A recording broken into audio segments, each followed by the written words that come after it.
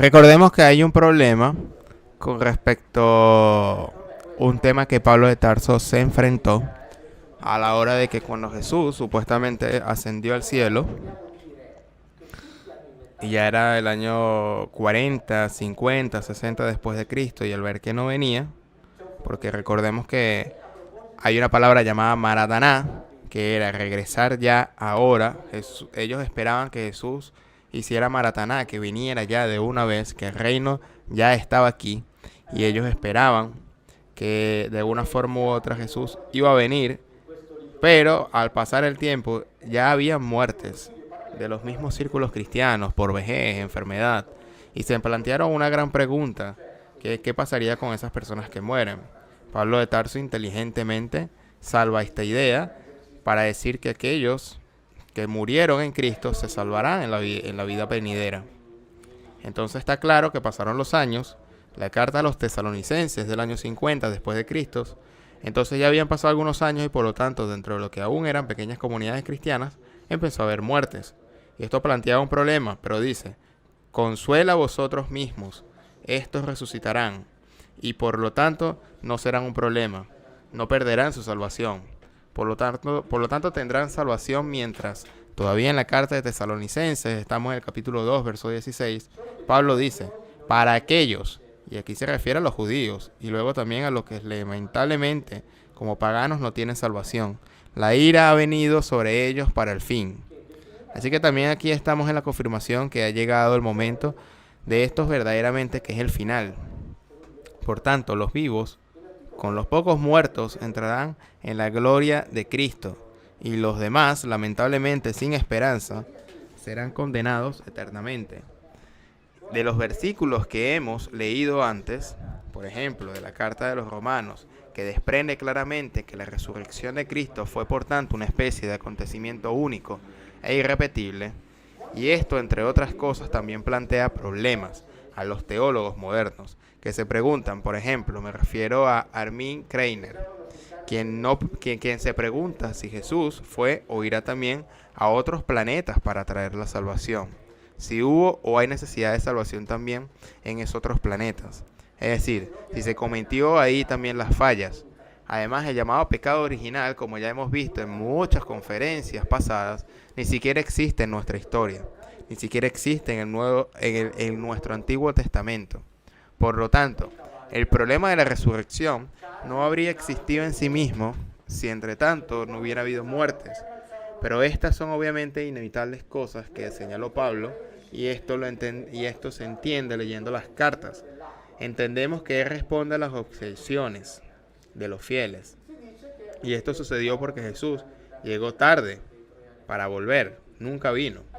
Aquí me viene a la mente las palabras del teólogo Sergio Quincio, quien dice que los cristianos son loables porque desde hace 2000 años, ahora más, se mantienen fieles a una promesa incumplida, porque han pasado 2000 años y no ha regresado, y hay que pensar que los primeros cristianos pensaban que regresarían algunos días, en algunos meses, y a lo sumo en algunos años, pero en cualquier caso, mientras estaban vivos y entonces en las diversas comunidades cristianas, especialmente por ejemplo en la de los Corintios, nuevas teologías comenzaron a desarrollarse, nuevas teologías que entre otras cosas también estaba el conflicto entre sí. Debo decir que al leer las cartas a los Corintios, estos habitantes de Corintios le crearon bastantes problemas a Pablo, precisamente porque ellos mismos hicieron preguntas correctamente, elaboraron respuestas, se las presentaron a Pablo. También criticaron las acciones de Pablo y él, por supuesto, se vio obligado a contestar. Digamos que en el intento de dar una respuesta comienza a desarrollarse una doctrina, la de que la muerte y resurrección de los individuos ya ocurre a través del bautismo. Y esto lo leemos directamente en las palabras de Pablo en la carta de Colosenses, en el capítulo 2, en el verso 10. Fuisteis llenos en aquel que es la cabeza de todo principio y potestad, en él. Además fuisteis circuncidados, con circuncisión no hecha por hombres, sino en el despojo del cuerpo carnal, en la circuncisión de Cristo. Así sepultados con él en el bautismo, también fuisteis resucitados en él, en virtud de la fe, en el poder de Dios que le levantó de los muertos. Es decir, el acontecimiento que esencialmente sigue siendo interpretado como si exclusivo de la resurrección de Cristo, se convierte también en el acontecimiento por el cual, a través del bautismo, se muere y se resucita con vida nueva. Ya en esta vida, en espera de la parucía, y esta podría también ser útil, obviamente, para los muertos. Tanto es así que incluso existe, y cuando lean las cartas de Pablo lo encontrarán, incluso por así decirlo, el bautismo por poder, es decir, hubo personas vivas que fueron bautizadas por los muertos que no fueron bautizados, y de esta manera transfirieron este concepto de salvación de ellos mismos a los muertos, como si los muertos hubieran sido bautizados en vida.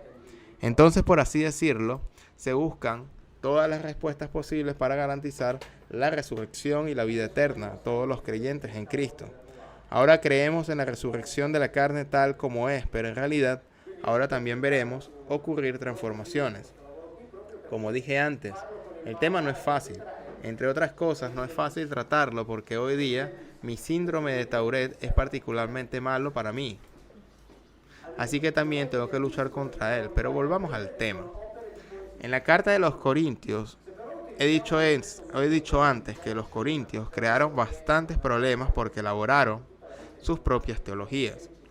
En el capítulo 15 de la primera carta a los Corintios se hace un razonamiento que es lo menos enrevesado y que significa que la resurrección en Cristo, que hasta ahora hemos visto que es un acontecimiento único y irrepetible, y decía antes, había mencionado el teólogo Armin Kreiner, que dijo, pero si estas cosas, si estos pecados se cometen en otros planetas, Cristo también debe ir y sacrificarse a otros planetas, ¿o no?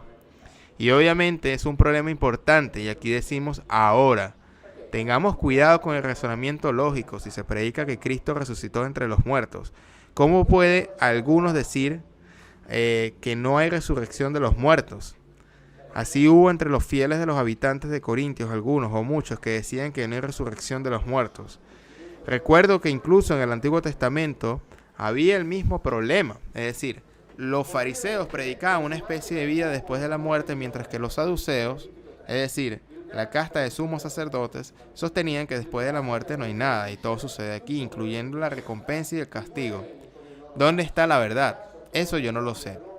Si hubiera una verdad cierta y documentada, no habrían existido estas discusiones entre fariseos y saduceos, no habrían existido elaboraciones teológicas como las de Pablo, digamos, contradictorias entre ellos. Por ejemplo, entre los fieles de la ciudad de Corintio, ahora leemos, si se predica que Cristo resucitó de entre los muertos, ¿cómo pueden algunos entre vosotros decir que no hay resurrección de los muertos? Porque si no hay resurrección de los muertos, ni siquiera Cristo resucita. Entonces Cristo aquí ya no es el principio de la resurrección de entre los muertos, sino que resucita entre los muertos porque la resurrección de entre los muertos existe en general, independientemente de él. Por eso es uno de los muchos resucitados. Entonces se puede considerar primicia, porque por la fe en él los creyentes se encuentran la salvación. Pero ya no es un acontecimiento único. No. Cristo resucita porque en general los muertos resucitan. Pero si Cristo no resucitó de entre los muertos, nuestra predicación es vana. Vuestra fe es vana y nos encontraríamos siendo falsos testigos de Dios porque hemos testificado que Dios resucitó al Mesías, mientras que no lo habría resucitado si así fuera. Era verdad que los muertos no resucitan. Es un razonamiento enrevesado. No es que los muertos resuciten porque Cristo resucite, sino que Cristo resucita porque los muertos resucitan, y esto evidentemente cambia la perspectiva. Es un hecho de lógica, es un hecho de sentido común sobre lo cual no hay ni siquiera necesito hacer muchos comentarios. Solo pensar con la mente clara, porque si no hay resurrección de los muertos, ni siquiera Cristo ha resucitado. Y si Cristo no ha resucitado, vuestra fe es vana y estáis todavía en vuestros pecados. Y aún los que durmieron en Cristo están perdidos. Tuviéramos esperanza en Cristo, solo que en esta vida seríamos el más miserable de todos los hombres. Entonces, por tanto, Cristo resucitó porque los muertos resucitan. Pensemos en ello detenidamente. Estamos acostumbrados a pensar que los muertos resucitan porque Cristo resucitó. Aquí hay un argumento que, por el contrario, pone la situación patas arriba. Y luego vuelvo a decir, si los muertos no resucitan, comamos y bebamos porque mañana moriremos. No os dejéis engañar, Los malos discursos corrompen las buenas costumbres. Es decir, por tanto, aquí Pablo hace referencia directa a las diatribas que existen dentro de los creyentes, las comunidades de creyentes, en las ciudades de Corintios donde estaban los que estaban a favor, como los fariseos de la resurrección de los muertos, y los que estaban a favor en lugar de la nada que enfrentaremos después de la muerte. Entonces no hay certeza. Dijimos antes y repetimos, Juan el Bautista y Jesús no abordaron directamente este problema. Pensaron en algo que tenía que suceder, aquí ahora, en el establecimiento del reino de Dios, como dice el griego, en Giken, es decir, ya estaba aquí, ya había llegado, no había necesidad de esperarlo en el futuro.